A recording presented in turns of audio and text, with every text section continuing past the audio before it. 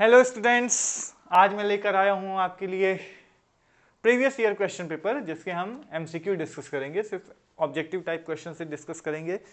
आपको पता है 25 को आपका एग्जाम है। अब इसके बाद साइंस के एग्जाम के बाद एसएसटी का ही एग्जाम है, तो उसके लिए आप अच्छे से प्रिपेयर करिए।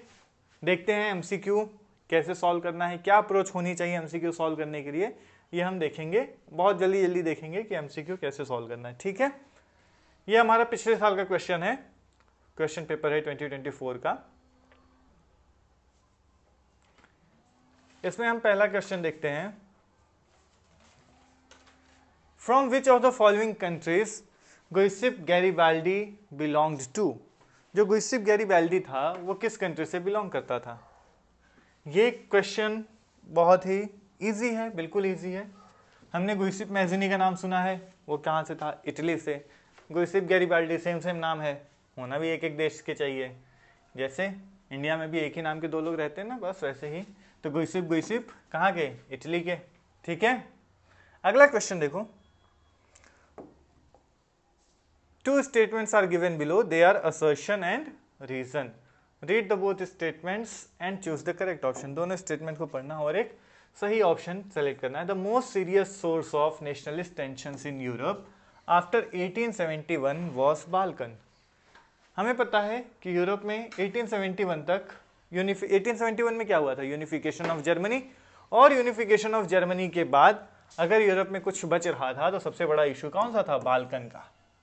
बाल्कन क्या है, बाल्कन जैसे अगर ये यूरोप है तो यूरोप का ये वाला एरिया कौन सा हुआ, ये south eastern area. South eastern area जो है यूरोप का वो बाल्कन है। हम इसको एक मैप के थ्रू दिखाते हैं। ठीक है, एक मैप देखेंगे।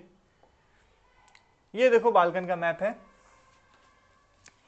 बाल्कन का क्या मतलब है, बहुत छोटी छोटी कंट्रीज डिवाइडेड हैं इसमें बाल्कन के रीजन में। ठीक है, जैसे कौन कौन सी हैं, Austria, Slovenia, Croatia, Hungary, Slovakia, Ukraine, Romania, Bulgaria, Macedonia, Kosovo, Montenegro. ठीक है, Albania, Greece, Serbia, Bosnia and Herzegovina. ठीक है, ये सारी जो कंट्रीज हैं ये किसका पार्ट है, ये हैं बाल्कन का पार्ट। ठीक है, ये जो पूरी कंट्री है, इस जो पूरे एरिया में ये एरिया छोटे छोटे कंट्रीज में डिवाइड हो गया, इसी चीज को हम कहते हैं बाल्कनाइजेशन, है ना। यही तो है बाल्कनाइजेशन। ठीक है, अब हम आते हैं अपने क्वेश्चन पेपर पे वापस।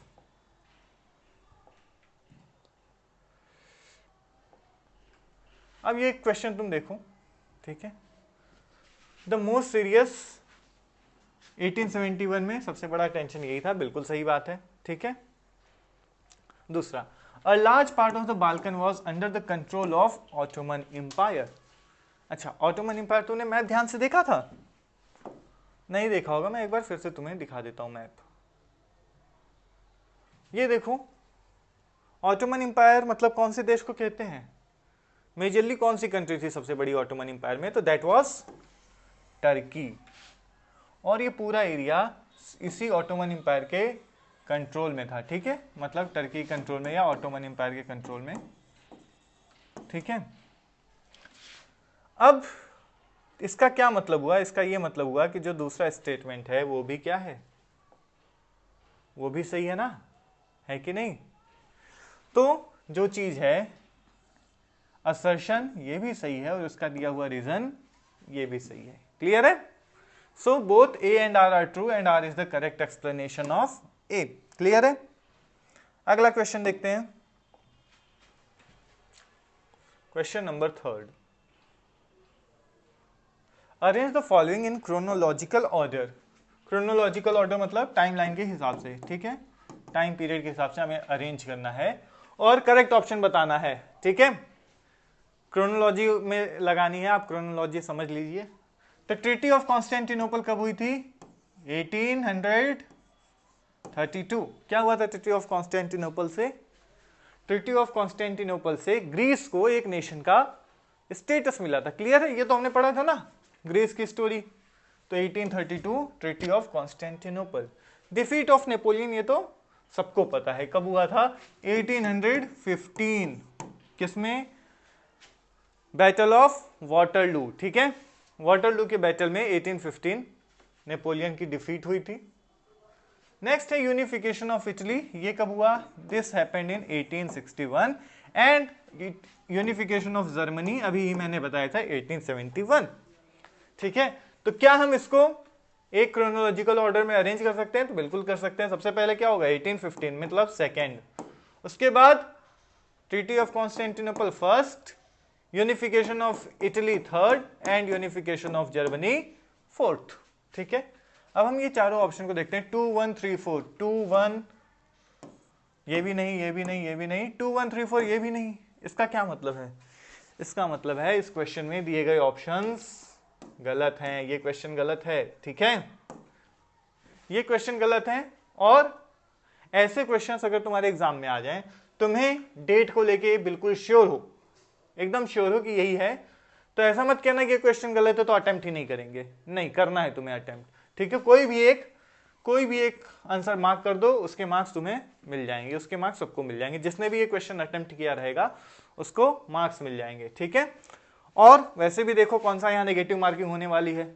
अगर तुम्हें नहीं भी आ रहा है तो भी तो एमसीक्यू में तुक्का जरूर लगा के आना, नहीं आ रहा है तो भी अटेम्प्ट करके आना, ऐसा नहीं कि एमसीक्यू छोड़ दिए। ठीक है, चलो नेक्स्ट क्वेश्चन देखते हैं। Which one of the following pairs regarding Indian nationalism is correctly matched? तो हमें देखना है लीडर्स दिए हैं और कंट्रीब्यूशंस दिए हैं। चलो बताओ, सरदार पटेल का कंट्रीब्यूशन इसमें से किसमें थे, बता सकते हो? तो बहुत सिंपल है, बारडोली सत्याग्रह, है ना। मतलब जो पहला पेयर है वो सही मैच है? नहीं। दूसरा भगत सिंह, भगत सिंह सबको पता है, HSRA Hindustan socialist Republican army, ये भी गलत मैच है। ठीक है, CR Das was the founder of Swaraj party, तो थर्ड भी गलत हुआ। वैसे भी बारडोली सत्याग्रह में सरदार पटेल लीडर थे। बचता है एक ही ऑप्शन, जवाहरलाल नेहरू अवध किसान सभा। अगर तुम्हें पता हो तो भी, नहीं पता हो तो भी, हमने 3 ऑप्शन गलत प्रूफ कर दिए, तो बचा हुआ सही है। पता हो तो भी, नहीं पता हो तो भी। ठीक है, नेक्स्ट क्वेश्चन देखो। Choose the correctly matched pair. ठीक है, फेरस नेचुरल गैस है, अरे फेरस कब से नेचुरल गैस हो गई, है ना। नॉन फेरस निकिल, अरे निकिल तो फेरस है ना। अब बताओ नॉन मेटेलिक मिनरल्स, लाइमस्टोन है, लाइमस्टोन नॉन मेटेलिक मिनरल्स है? बिल्कुल है। लाइमस्टोन क्या है? मेटेलिक थोड़ी है। चूना पत्थर क्या मेटल का होता है? नहीं ना। तो लाइमस्टोन नॉन मेटेलिक मिनरल है, मतलब option C is the correct answer. ठीक है, अगर हम इसे सही से मैच करना चाहें तो हम ऐसे कर सकते हैं, फेरस गया निकिल पे, नॉन फेरस गया कोबाल्ट पे, एनर्जी मिनरल गया नेचुरल गैस पे, और ये लाइमस्टोन पे। ठीक है, तो हम मैच द फॉलोइंग भी कर सकते हैं, पर हमसे पूछा नहीं गया है तो हमको जरूरत नहीं है। अगला देखो, ये क्वेश्चन है जियोग्राफी का। Rabi crops are sown in winter, बिल्कुल रबी क्रॉप्स को विंटर क्रॉप्स भी कहते हैं। इसका मतलब रबी क्रॉप्स कब होंगे? विंटर्स में ग्रो करेंगे। रबी क्रॉप्स कौन कौन सी हैं? विंटर का सीजन चल रहा है, तुम्हें पता है खेतों में क्या लगा हुआ है? व्हीट। अगर गेहूं है, गेहूं के साथ क्या है? पीले पीले सरसों के फूल, तो मस्टर्ड, पी, क्या ये सब याद करना मुश्किल है? ग्राम्स, मुश्किल नहीं है ना, अपने आसपास देखो, इधर से टाल लेने में दिक्कत हो जाती है। ठीक है, ग्राम्स, ये सब क्या है? खेतों में लगे हुए हैं, याद करने की जरूरत है? बिल्कुल याद करने की जरूरत नहीं है। तो पहली चीज, rabi crops are grown in winter, तो विंटर में ग्रो किया जाता है। अच्छा, मैंने ये बताया था, अगर रबी को तुम्हें याद करना तो याद रखो कि रबी मतलब क्या होता है? एक सूरज होता है, तो इसकी जब भी हार्वेस्टिंग होती है, जब कट रहा है, तो बहुत तगड़ी धूप होती है। ठीक है, अगला स्टेटमेंट देखते हैं। तो first statement is correct, sown from October to December and harvested from April to June. हमने क्या कहा? सोन इन विंटर, हाँ, तो अक्टूबर से दिसंबर में ही तो विंटर पड़ती है। ठीक है, तो अक्टूबर से दिसंबर में ग्रो भी किया जाएगा, और harvested from April to June. मैंने क्या बोला अभी कि कब हार्वेस्ट किया जाता है? जब बहुत ज्यादा धूप लगती है, तो अप्रैल मई जून, यही तो महीने हैं गर्मी के। तो इसका मतलब सेकेंड स्टेटमेंट भी करेक्ट है। अच्छा देखो, तुम अगर कॉन्फिडेंट फील नहीं कर रहे हो, तो जैसे हमें पता चल गया फर्स्ट सही है, तो क्या ऐसा कोई ऑप्शन है जिसमें फर्स्ट नहीं है? हाँ, तो काट दो उसको, वो तो अब सही होगा ही नहीं ना, हमें एक तो पता ही है। चलो आगे देखते हैं। दूसरा स्टेटमेंट भी ट्रू है, तो ऐसा कोई स्टेटमेंट है जिसमें 2 नहीं है, बचे वाले में देखो, हाँ ये तो ये भी गलत हो गया है ना। अब अगला देखो, इंपॉर्टेंट क्रॉप्स आर मेज, कॉटन, जूट। जूट कहाँ सबसे ज्यादा उगता है? वेस्ट बंगाल में। वेस्ट बंगाल में क्यों? क्योंकि वहां पानी है। क्या विंटर क्रॉप्स को ज्यादा पानी चाहिए होता है? नहीं। वीट को क्या ज्यादा पानी चाहिए? नहीं। इसका मतलब जूट तो कभी भी रबी क्रॉप होगी ही नहीं। ये कौन सी क्रॉप है? ये तीनों क्रॉप्स खरीफ की क्रॉप हैं। इसका क्या मतलब हुआ? Third is incorrect. तो जहां भी थर्ड होगा उसको इनकरेक्ट कर देना। ऑप्शन तो यही बचा। तब भी हम एक बार चौथा स्टेटमेंट पढ़ के देख लेते हैं, क्या हमने जो समझा वो सही है। Punjab, Haryana, UP are important for the production of wheat. Wheat कहाँ सबसे ज्यादा उगता है? बिल्कुल यही उगता है, हरियाणा में, पंजाब में और उत्तर प्रदेश में। ठीक है, तो हमारा आंसर आ गया इसका सी। ठीक है, नेक्स्ट क्वेश्चन देखते हैं। Identify the soil. हमें मिट्टी पहचाननी है, कौन सी मिट्टी की बात हो रही है, बूझो तो जाने। It develops in areas with high temperature. High temperature, तो इसका क्या मतलब है? हाई टेम्परेचर तो एरिड सॉइल तुम्हें लग सकता है, लेकिन अभी रुक जाते हैं। ठीक है, अगला स्टेटमेंट देखेंगे। It is result of intense leaching due to heavy rain. Intense leaching due to heavy rain मतलब बहुत भारी बारिश के कारण इसके जो मिनरल्स होते हैं वो बह जाते हैं पानी के साथ। ठीक है, इस तरीके की मिट्टी को कौन सी मिट्टी कहते हैं? ये बहुत सिंपल है, लैटराइट सॉइल। ठीक है, लैटराइट सॉइल में यही दो बातें है ही। ठीक है, ह्यूमस कंटेंट इज लो क्योंकि लीचिंग हो जाती है तो ह्यूमस नहीं होता। ह्यूमस का क्या मतलब है? जो जमीन पे पत्ते वत्ते गिरे रहते हैं वो सड़ते हैं, सड़ने के बाद क्या करते हैं? वो न्यूट्रिएंट का काम करते हैं। तो ऐसी मिट्टी में ह्यूमस कंटेंट भी कम होता है। क्लियर है? This is laterite soil. Next देखो क्वेश्चन।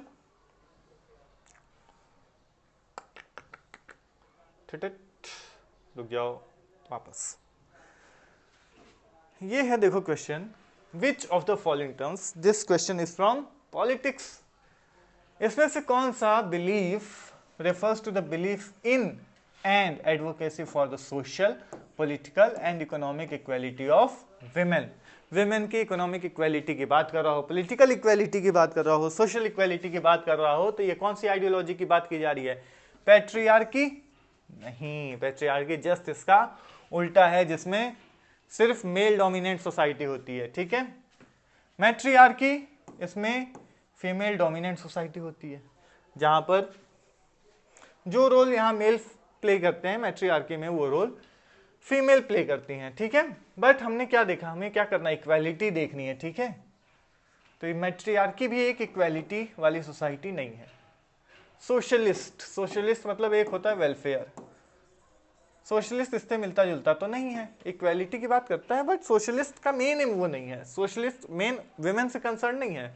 सोशलिज्म एम्ड है गरीब तबके के लोगों के लिए। ठीक है, एक ऑप्शन बचता है फेमिनिस्ट।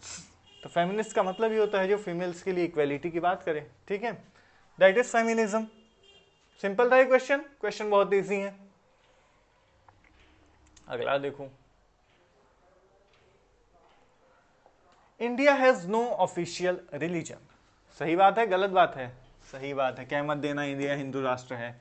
इंडिया के पास कोई भी ऑफिशियल रिलीजन नहीं है। इंडिया सभी रिलीजन को इक्वली देखता है। ठीक है, अच्छा हमें सही गलत नहीं बताना, हमें रीड करना। चलो रीड कर लिए। All the communities have freedom to profess and practice any religion in India. ठीक है, अपना फंडामेंटल राइट है कि हमको हर सबको अपने रिलीजन को प्रोफेस करने का राइट मिला है, उसको एक्सप्रेस करने का मिला है, उसको फैलाने तक का राइट मिला हुआ है।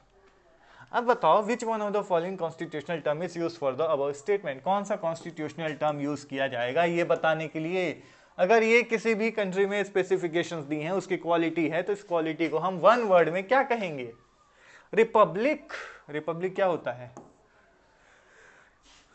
नेशनलिज्म इन यूरोप के पहले ही चैप्टर में रिपब्लिक बताया है कि ऐसा कोई गवर्नमेंट जो कॉन्स्टिट्यूशन से लिमिटेड हो उसे कहते हैं रिपब्लिक। तो लेना देना है ही नहीं कुछ। सोवरेन, सोवरेन मतलब ऐसी गवर्नमेंट या ऐसी कंट्री जिसके ऊपर कोई दूसरी कंट्री ना बताए कि तुम्हें क्या करना चाहिए। ठीक है, जैसे ये मेरा यूट्यूब चैनल है, मुझे क्या करना है कोई बताएगा नहीं। मुझे कोई नहीं कहेगा ना कि तुम्हें यही करना है, यही वीडियो बनानी है। तो इसका मतलब मैं क्या हुआ? इस वीडियो को बनाने के लिए मैं सोवरेन हूं, बट ये भी इसमें फिट नहीं बैठ रहा है। सोशलिज्म अभी मैंने पढ़ा, सोशलिस्ट क्या होता है, जो गरीबों की बात करे, तो ये भी नहीं। बट सेक्युलर, सेक्युलर मतलब धर्मनिरपेक्षता, पंथ निरपेक्षता, ठीक है, यही तो है सेक्युलरिज्म, जिसमें रिलीजन से फर्क नहीं पड़े। क्लियर है? Match the column and choose the correct option. चलो, यूनियन लिस्ट सब्जेक्ट कौन से होते हैं? ऐसी लिस्ट जिसमें दिए गए सब्जेक्ट्स पे लॉज बनाने का पावर सिर्फ और सिर्फ सेंट्रल गवर्नमेंट का। और ऐसा क्यों होता है? ताकि जो भी लॉज बने पूरे ऑल ओवर इंडिया में वो सेम रहे, कॉमन रहे, ठीक है। तो यहां पर state governments alone make laws on it, ये कौन सा है? स्टेट लिस्ट, जिसमें सिर्फ स्टेट बना सके, तो स्टेट लिस्ट ये चला गया। For uniformity central government legislate on it, तो ये यूनियन लिस्ट है।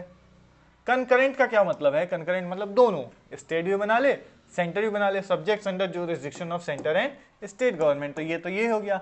रेसिडुअरी मतलब बचा खुचा पावर, तो बचा खुचा पावर इंडिया एक ऐसी एक सेंट्रलाइजिंग टेंडेंसी के साथ है। जैसा मैंने कई बार बताया है कि इंडिया जो है एक कंट्री है जिसमें फेडरलिज्म है, बट इंडिया ज्यादा सेंट्रलाइज है। अमेरिका सेंट्रलाइज के, जो अमेरिकन कंट्री उसमें फेडरल स्टेट्स को पावर ज्यादा है, बट इंडिया में सेंट्रलाइजिंग टेंडेंसी है। जो रेसिडुअरी पावर है, जो पावर्स ना तो यूनियन लिस्ट में है, ना स्टेट लिस्ट में है, ना कंकरेंट लिस्ट में है, वो पावर्स पे लेजिस्लेट करने का राइट किसको है? सेंट्रल गवर्नमेंट को। तो this is goes for this.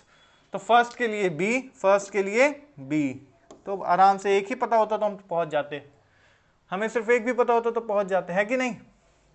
और सेकंड के लिए ए सी डी, ठीक है। कई बार क्वेश्चन इसी तरीके से इजी हो जाता है, जैसे हमें कुछ नहीं पता लेकिन हमें पता यूनियन वाला ये है, तो एक फर्स्ट का भी अब आंसर खोजते हैं, फर्स्ट का भी, अच्छा यही है, काम खत्म, डी हो गया आंसर सही। क्लियर है? नेक्स्ट क्वेश्चन देखते हैं। जो बेल्जियम की कहानी थी, which of the following was the primary objective of Belgium to form the separate government in Brussels. Brussels में सेपरेट गवर्नमेंट बनाने के लिए, ठीक है, बेल्जियम का प्राइमरी ऑब्जेक्टिव क्या था, किस लिए बनाया गया ये सब? तो क्या कल्चरल इवेंट्स प्रमोट कर रहे थे? नहीं। इंटरनेशनल रिलेशन मेंटेन कर रहे थे? नहीं। लोकल लॉज इन्फोर्स कर रहे थे? नहीं। क्या था? Linguistic accommodation. इसी चैप्टर में तो हमने देखा है लैंग्वेज के लिए जो फाइट्स थी बेल्जियम वाली, ठीक। Moving on to the next question. Hindi में क्वेश्चन समझ में आ जाएगा? चलो देखो, which one of the following countries has two party system? सबको पता है, China one party system, India multi party system, Pakistan multi party system. तो यूनाइटेड किंगडम बसता है ऑप्शन में। कौन कौन सी दो पार्टीज हैं? लेबर पार्टी एंड कंजर्वेटिव, ठीक है, लेबर एंड कंजर्वेटिव, ठीक है, दो पार्टीज हैं, लेबर और कंजर्वेटिव। दो पार्टी सिस्टम किसमें? United kingdom. अगर यूएसए ऑप्शन में होता तो वो भी सही होता, ठीक है। वहां पर कौन है? रिपब्लिकन और डेमोक्रेट्स। Very good. एक एक नंबर ये यहां लिखा है, बड़ा मोटिवेशन आ रहा है ना कि ये एक नंबर हो गया, ये एक नंबर हो गया। ऐसे पेपर में मोटिवेशन लेते चलना, मोटिवेशन डाउन ना हो, ठीक। अगला देखो, what role do checks and balances play in a democratic country? Checks and balances, checks and balances मतलब vertical power, sorry horizontal power sharing. जब हम गवर्नमेंट, जैसे ये गवर्नमेंट है, उसकी पावर हम सिर्फ इसको ना देके यही पावर हम इधर भी डिस्ट्रीब्यूट कर देंगे और इधर भी डिस्ट्रीब्यूट कर दें, तो अलग अलग ऑर्गन्स में हम पावर डिस्ट्रीब्यूट कर देंगे, जिससे पावर का सेंट्रलाइजेशन नहीं होगा और कोई भी अपनी मनमानी नहीं कर पाएगा। अगर कोई कभी ये अपनी पावर से ज्यादा बढ़ के काम करता है तो ये उसको चेक करेगा या ये इसको चेक करेगा। यही चीज है चेक्स एंड बैलेंसेस, ठीक है। तो to establish a direct form of government without representation, ऐसा तो नहीं है ना। हमें डायरेक्ट फॉर्म ऑफ गवर्नमेंट बनानी है बिना रिप्रेजेंटेटिव्स के, कि लाओ पीएम को खड़ा करते हैं, पूरी दुनिया, पूरे इंडिया की पॉपुलेशन वोट दे दे, ये तो नहीं है ना। To create a separation of powers, हाँ बिल्कुल, separation of powers to prevent from authoritarianism. Authoritarianism मतलब जब एक ही अथॉरिटी में बहुत ज्यादा पावर सेंट्रलाइज हो जाती है, ठीक है, कंसंट्रेट हो जाती है, उसे कहते हैं अथॉरिटेरियनिज्म। तो हाँ, ये स्टेटमेंट सही है। बाकी देखते हैं, to prevent any change to the constitution, नहीं, कॉन्स्टिट्यूशन में चेंज तो चेक्स एंड बैलेंसेस इंडिया में फॉलो किया जाता है और कॉन्स्टिट्यूशन में चेंज भी लाया जा सकता है, कोई बात नहीं है। To ensure absolute power for one branch of government, किसी एक ब्रांच के लिए एब्सोल्यूट पावर इंश्योर करना, मतलब एक ही ब्रांच को सभी पावर दे देना। तो ये तो चेक्स एंड बैलेंसेस का बिल्कुल क्या हो गया, अपोजिट हो गया ना। तो इसका आंसर क्या हुआ, बी बी बी बी। अच्छा देखो, इसको पूछने में ज्यादा मजा आता है, नहीं तो ऐसे यहां से क्लीन का भी बटन आता है। आगे देखो,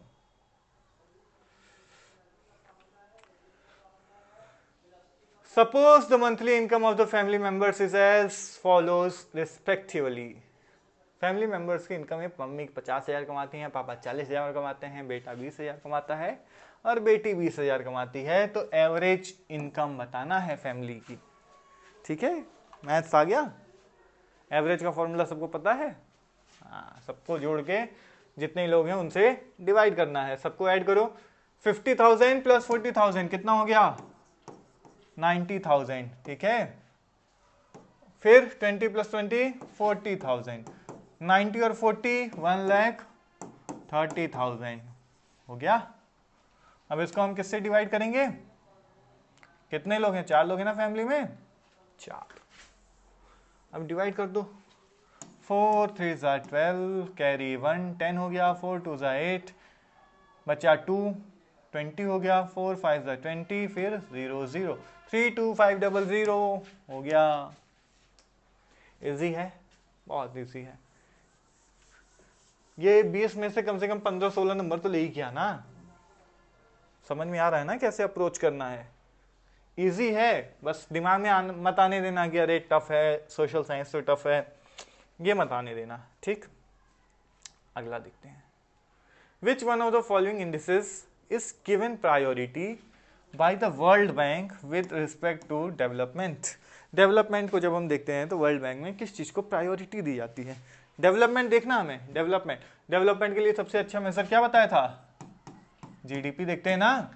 चलो तो देखते हैं, इन्फेंट मोर्टेलिटी रेट ना, इन्फेंट मोर्टेलिटी रेट ठीक है डेवलपमेंट का पार्ट है बट प्रायोरिटी नहीं है। इक्वेलिटी ना, बीएमआई नहीं, पर कैपिटा इनकम कैसे आती है, जीडीपी अपॉन पॉपुलेशन। जीडीपी को अगर हम पॉपुलेशन से डिवाइड कर देंगे तो पर कैपिटा इनकम आ जाएगी, और पर कैपिटा इनकम से ही क्या मेजर करेंगे, कहां चला गया, World Bank in respect to development. Development किससे नापते हैं, ग्लोबल डेवलपमेंट इंडेक्स, ठीक है, human development index. Next question देखो, choose the correct option to fill in the blank, ठीक है, रिक्त स्थानों की पूर्ति करनी। रिमूविंग बैरियर्स और restrictions on business and trade set by the government is called. जो बैरियर्स और रिस्ट्रिक्शंस लगे होते हैं बिजनेसेस और ट्रेड पे, अगर उसको हटाया जाए तो इसको क्या कहते हैं, इसको कहते हैं लिबरलाइजेशन, ठीक है। लिबरलाइजेशन का मतलब फ्रीडम, ठीक है।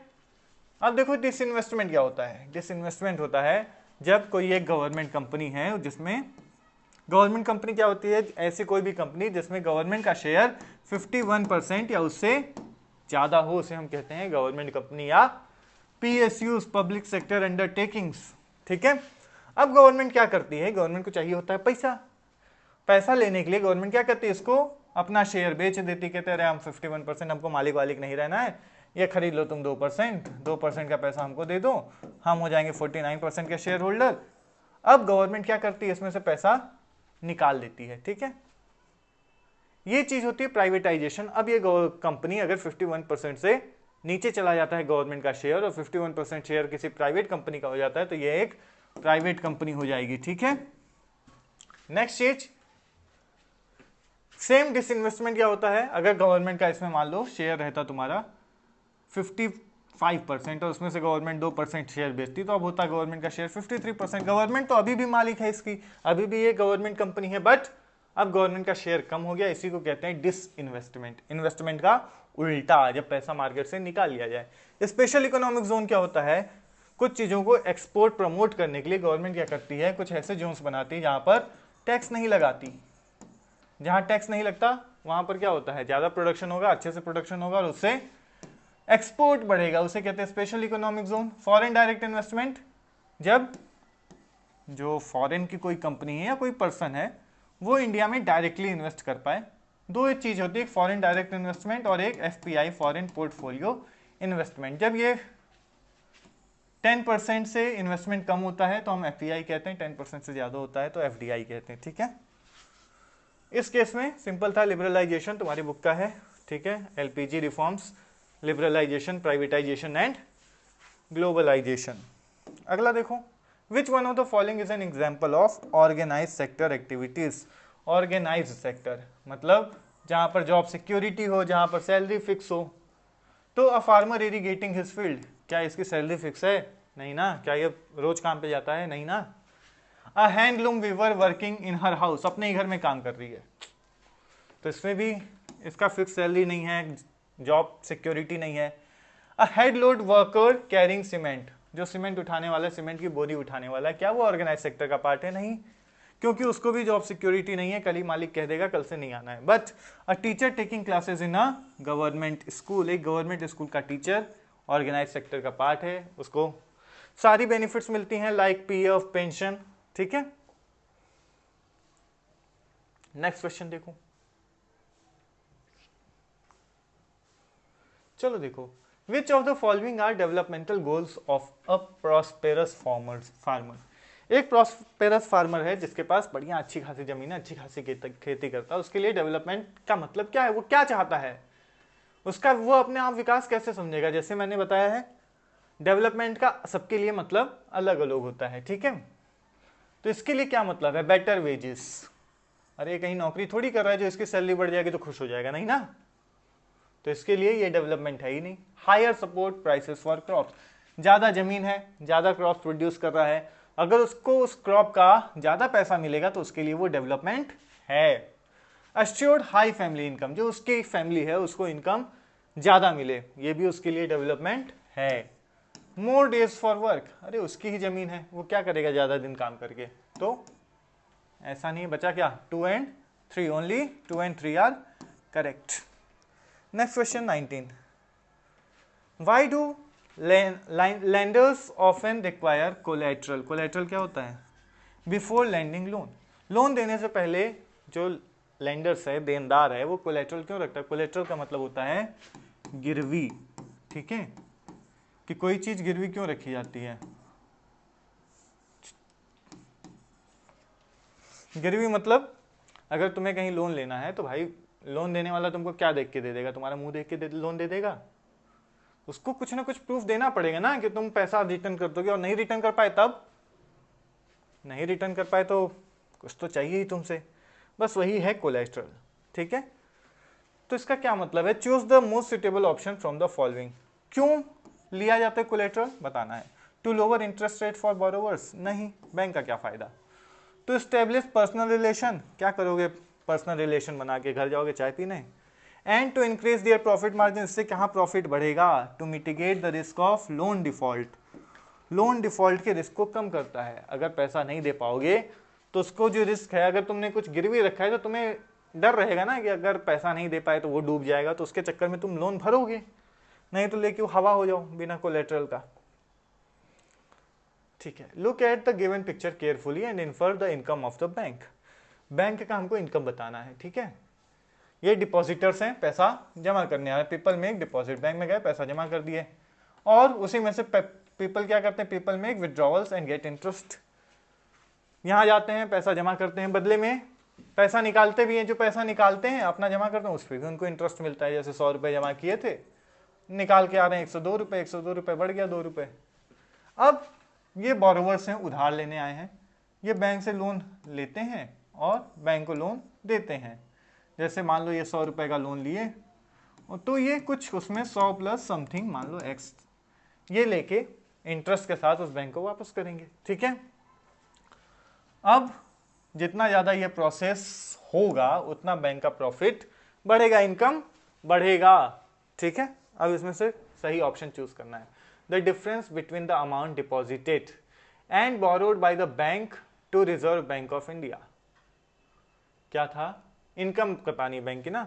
तो जो डिपॉजिटेड अमाउंट है और जो बोरोड अमाउंट है by the bank to RBI, जो आरबीआई और बैंक के बीच में है, तो वो थोड़ी इनकम है, वो इनकम है क्या? नहीं।